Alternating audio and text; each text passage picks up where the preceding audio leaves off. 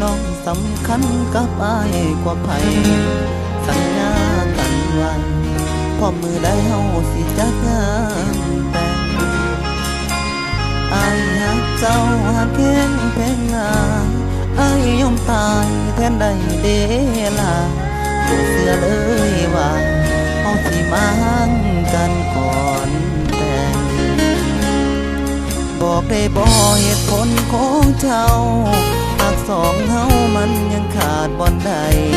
ที่อยู่กับอ้ายน้องนั้นย่านอ้ายพาไปกินเดืออยู่กันมาเกือบปีอ้ายบ่เคยเกิดใจเจ้า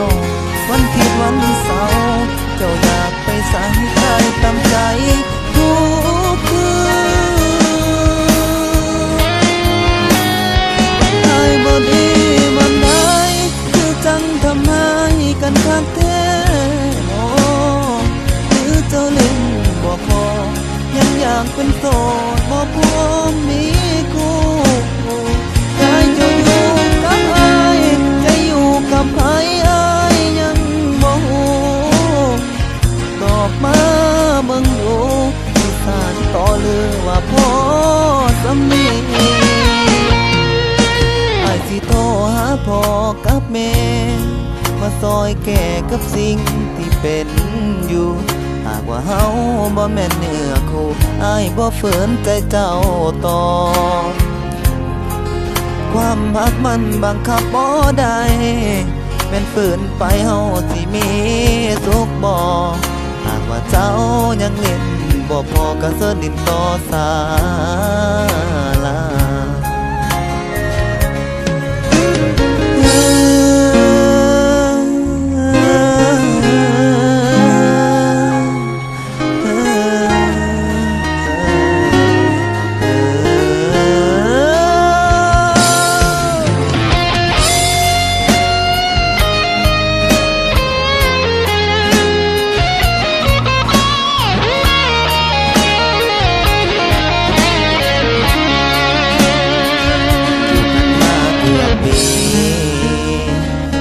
บ่เค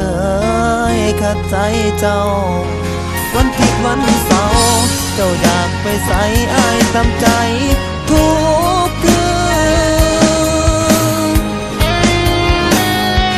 อ้ายบ่ดีบ่ได้คือจังทำไมกันคักแท้โอ้หรือเจ้าลิ้นบ่พอยังอยากเป็นโสดบ่พอมีคู่กายจะอยู่กับอ้ายใจอยู่กับไผอ้ายยังบ่ฮู้ตอบมา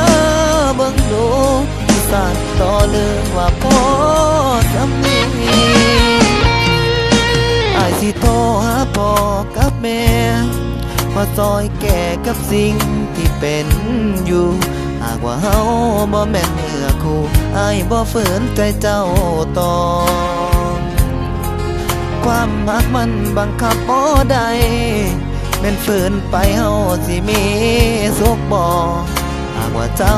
ยังเล่นบ่พอก็เสิร์ชดินต่อสาลาพร้อมยกเลิกสัญญาพร้อมยกเลิกการแต่ง